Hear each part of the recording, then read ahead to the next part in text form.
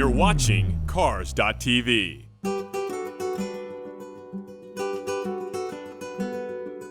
My name is Tom McDowell. I'm the chairman of Concorso Italiano. We're here in Seaside, California at the beautiful Bayonet Black Horse Golf Course.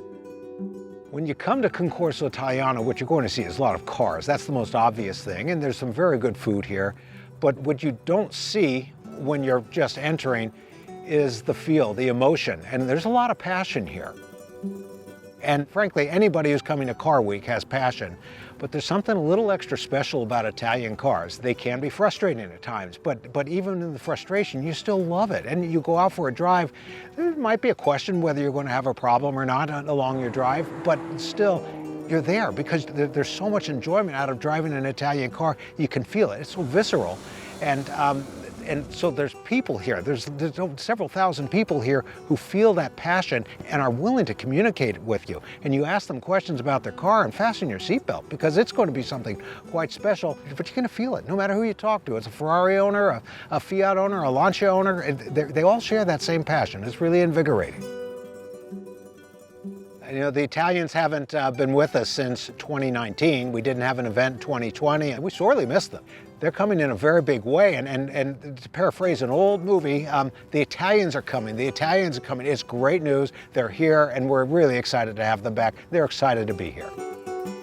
The Italians hear about this thing called Car Week, and you explain it to them, and they don't really believe it, those who have never been here. But once they come, they become evangelists back in Italy, and fine, evangelize away. I like that.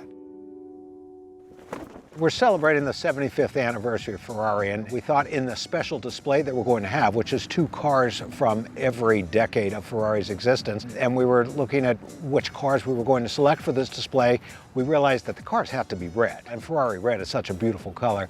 So this special Ferrari display is going to be red, in addition to just recognizing cars from each decade of what has been a spectacular 75 years. We're also going to be celebrating the life of Pininfarina designer Maurizio Corbi.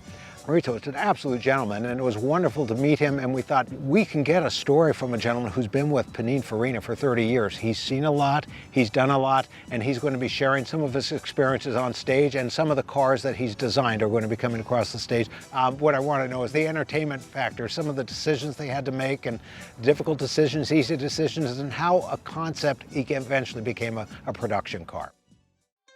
Every time I go to Turin in Italy, there's a museum there. It's the National Automobile Museum, and it's the most fascinating automobile museum that I've seen, except maybe ranking right up there with Peterson Museum down in Los Angeles. They're both spectacular, and there's an incredible energy there. It's the type of museum where you can go for 2 hours, but I'd prefer 2 days. There's so much there, it's so educational, and it's fun. And we're having the director of the museum here. We're going to be honoring her and inducting her into our Hall of Fame. Some of the things she and her colleagues have done at the museum are absolutely special, and I would recommend anybody, when you go to Italy, take a look at this museum and set aside at least half a day, because you're going to see how Italy became the center of automotive design and why Italy has been so special over these last 8-9 decades for the development of automobiles.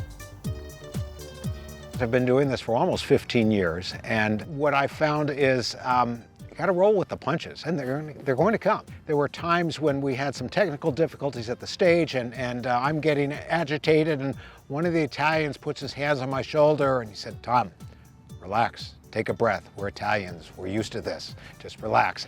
After hearing that, I realized I'm just getting wound too tight, and everything's going to work out. And if there's bumps in the road, there's going to be bumps in the road, but it all works out, and people leave at the end of the day a little bit tired, but they've got a big smile across their face.